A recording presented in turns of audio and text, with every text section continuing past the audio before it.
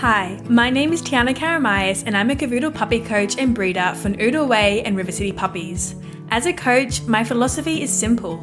A Cavoodle should always complement your lifestyle, not complicate it. And this is the foundation to everything I teach. For almost the past decade, I have been working in the breeding, training, grooming, and veterinary sectors of the small animal industry. I've also been raising Cavoodles for the past 16 years, so I have definitely learned a thing or two about the breed along the way. Now, this podcast is all about Cavoodles. Raising Cavoodles, training Cavoodles, grooming Cavoodles, breeding Cavoodles, and how to shape the behavior of a Cavoodle puppy. So, if you're a Cavoodle parent or you are looking at adding a Cavoodle to your family soon, then this podcast is for you. New episodes will be released each Tuesday morning, and you can follow me across all social media under the name @OodleWay for more tips and advice on Cavoodles.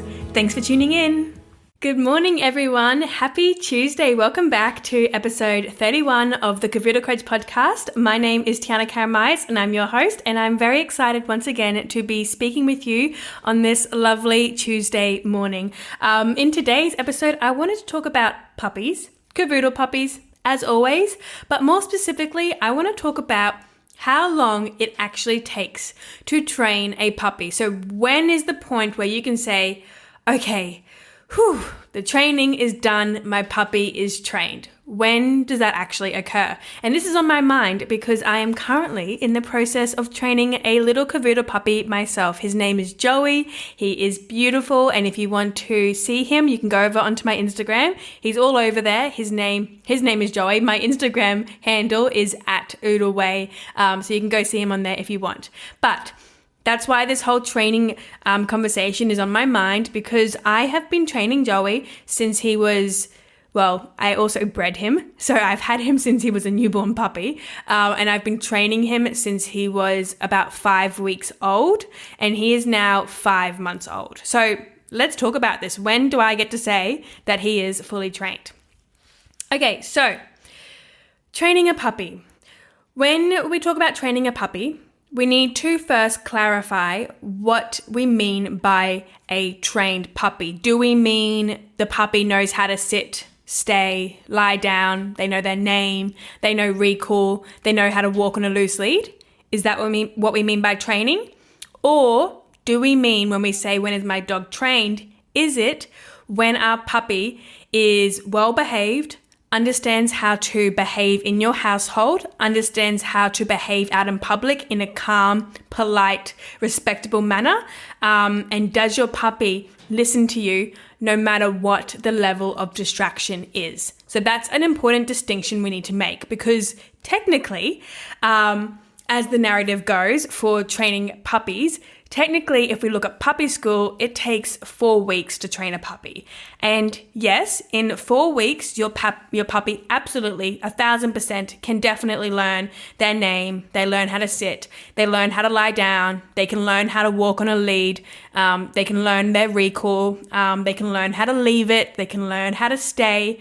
And that can all be achieved in 4 weeks. But that is very, very basic training for a puppy. And that absolutely does not make your puppy well behaved in your home, and it does not make them well behaved out in public. It takes 2 seconds for them to sit. What about the 24 other hours in the day? So basic training, command training, and command is sit, stay, lie down, leave it. That can be achieved in 4 weeks. But when we talk more about that overall behavior shaping training, teaching your puppy how to exist and in your lifestyle, that takes a lot longer. And so puppy school will only cover your basic training, your basic command training. My Cavoodle Puppy Planner program, it covers all of the training that puppy school does, but then it also starts talking about the behavior shaping and teaching your puppy how to behave in your home without suffering from anxiety, without being overexcited and jumping over your guests, without barking, without chewing your furniture, without biting your fingers and toes, without having excessive energy. All of that behavior shaping comes into play as well. So with the training for puppies, what we need to keep in mind is as your puppy grows older, they go through a lot of developmental changes. They continue to go through a lot of developmental changes, in particular during the first year to 18 months of their life. And those developmental changes directly affects their training. And so what we usually see with puppies is in the first 4 weeks, they learn all of these exercises, and you're so proud of your puppy, as you should be, because they know how to lie down and they can stay and they know their name. And they're doing really well at those exercises. And then we see regressions. And so these regressions can be caused by a variety of factors. One of them is fear periods. So there is periods in your puppy's life where seemingly out of the blue and out of nowhere, they suddenly get really scared of things that they were once very comfortable with. So your puppy might be really comfortable with the vacuum cleaner, and then one day you bring the vacuum cleaner out and suddenly they're terrified, their tail's between their legs, they're barking at the vacuum, they're trying to run away from the vacuum, and you think to yourself, oh my gosh, where did this come from? My puppy was fine with the vacuum. Why are they so scared of it now? And that fear period that they go through then affects their training, because when they are overcome with fear and when they're overcome with anxiety, it's really hard to get through to your puppy, and it's really hard for them to listen to you and then display a certain behavior you want them to display, such as sitting or lying down. So fear periods directly influence the training of a puppy, and you see a regression during these fear periods. You also see a regression in your puppy's training during their teenage years. So just like with children, once they reach a teenager, they can be a little bit cheeky and they can test the boundaries once again, and they can go, Mum, do I really need to do that? Because I would much rather do this instead. I would much rather continue chewing on your shoe rather than let it go. And they test the boundaries again, and they become naughty and cheeky, and they pretend they've forgotten everything, including their own name. And so we see regressions during those teenage years. And for our little Cavoodle puppies, they're teenagers when they're 6 months old. They go through a few months to 6 months of teenage years where they can really test those boundaries. Another place that we see a regression in training is environmental changes. So let's say you've trained your puppy, and right now when I'm talking about these, all of these regressions, I'm talking about regressions in their basic training, like their sit, down, stay, leave it. But I'm also talking about regressions in their behavior training. So if you've spent all this time shaping their behavior, desensitizing them, socializing them, teaching them how to relax in your home, and you can do this through my Cavoodle Puppy Planner program. If you've spent all this time doing this, we can then see regressions because of these fear periods they then go through, because of these teenage years they go through, and then also because of the environmental changes that can happen. So your puppy might have gone through all of this early training in one house, and then maybe as a family you've moved houses, and that environmental change can absolutely affect your puppy's training, and you can see a regression there. Or it might be you've decided to get another pet, or maybe you've had a baby, or maybe it's the holidays and your routine's out of whack and suddenly the kids are home all day rather than being at school. These environmental changes can cause regressions in training. And so what do we do when we have these regressions? Like, what do we do? Like, how do we then ensure that our puppy can get through these regressions and then pick up on their training and continue to learn and continue to have this really positive association with everything in their life so they don't suffer from anxiety? And the way that we do this is obviously through continued reinforcement, and that is why it's really important that the training for a puppy doesn't stop after 4 weeks. 4 weeks, the first 4 weeks with your puppy, so usually from 8 to 12 weeks of age, that's when you are laying the foundations. That's when you're doing the groundwork. That is when your puppy is in their critical socialization period, and that is when you're able to mold their behavior and mold their perceptions of the world so that they know how to feel when something happens.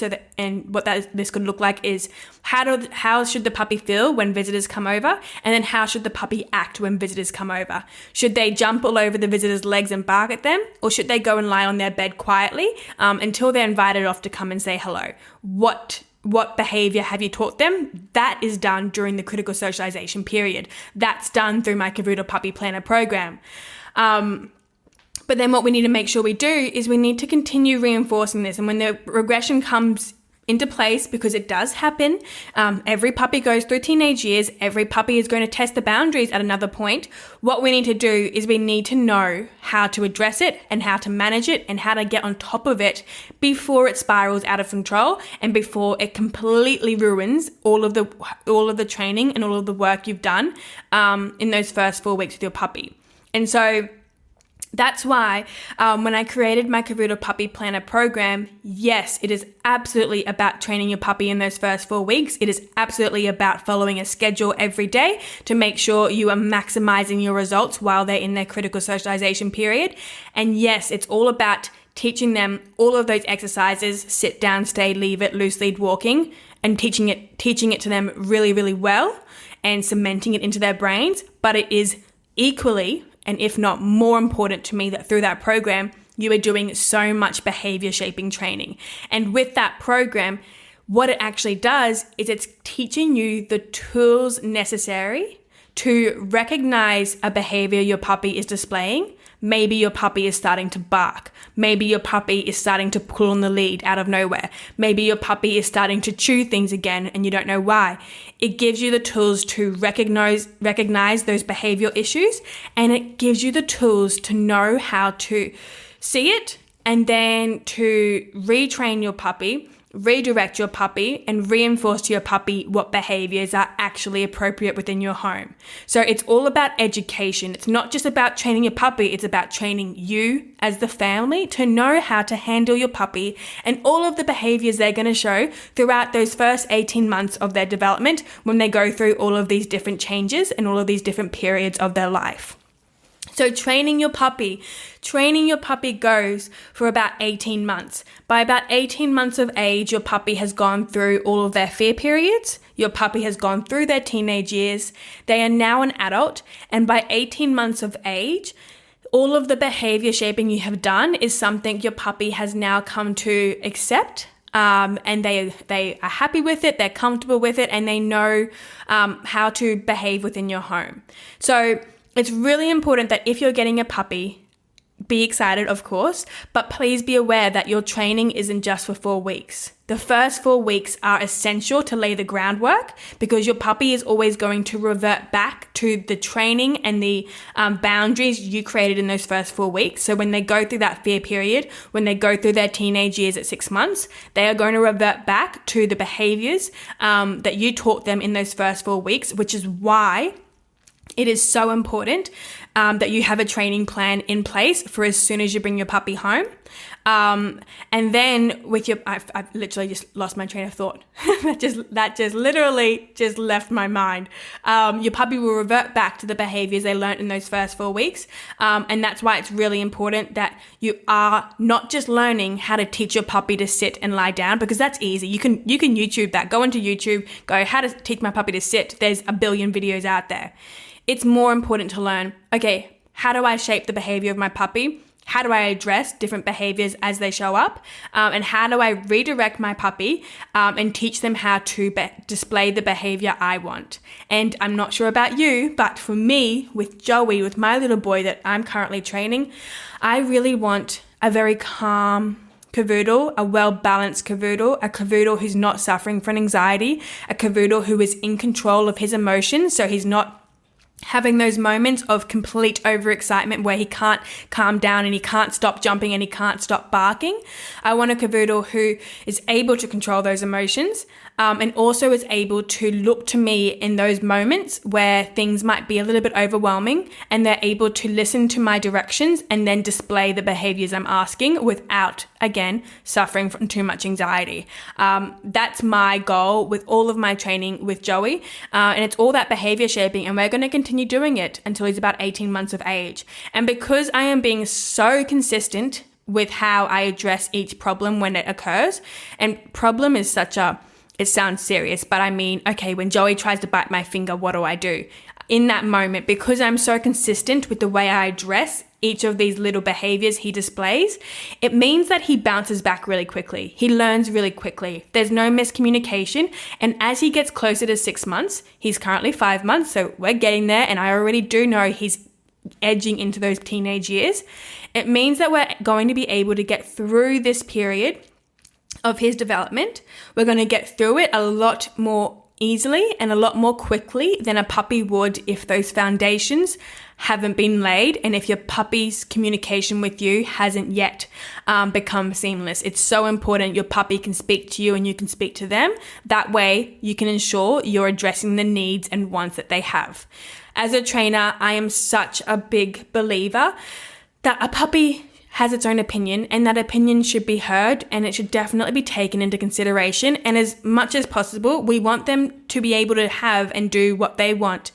But when they want something, when they want to chew, when they want to dig, we want to give them ways to do it that's appropriate in our house. So when they want to chew, rather than chewing a pillow, we're going to teach them to chew one of their yummy, long-lasting treats.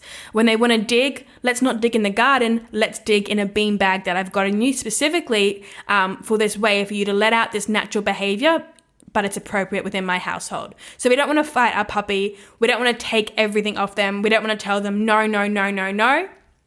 That builds frustration. That makes your puppy get really annoyed. And when a puppy is frustrated and really annoyed, they act out even more. So the training foundation Joey and I did, sorry about that. I had my computer on silent and I still get these notifications.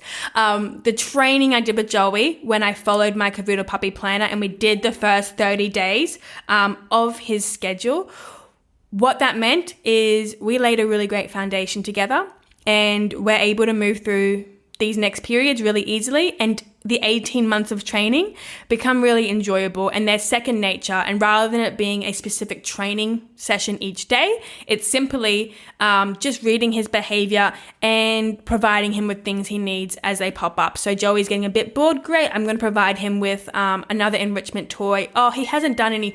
I'm so sorry. My computer is literally on airplane mode and do not disturb, and it is still making noises. I am so sorry about that. But yes, as Joey's feeling all these different needs, if he's wanting to chew, I can provide him something appropriate and he automatically goes looking for it. But then I'm also able to know, okay, I haven't done Joey's socializing today. He hasn't been able to use his nose today, and scent work is so important for Cavoodles. It's in their nature. Let's do some scent work with him. And we're just able to do this together and it becomes really easy. So yes, how long does it take to train a puppy? You teach them the basics in 4 weeks, and that is essential, and not just the basic training, but the behaviors they need to display. Then we have to continue reinforcing this until they're about 18 months of age. And when they go through their different fear periods, their teenage years, and any environmental changes, that's when we need to be equipped with the tools and the knowledge necessary to recognize the behaviors being shown, and then address the behaviors being shown and redirect your puppy into appropriate behaviors within your home. And that is something I teach you with my Cavoodle puppy planner. So if you're getting a puppy, click the link below this video, have a look at the program. If you have questions, you are welcome to send me an email, hello@oodleway.co. I can let you know if it's the right program for you and your upcoming puppy.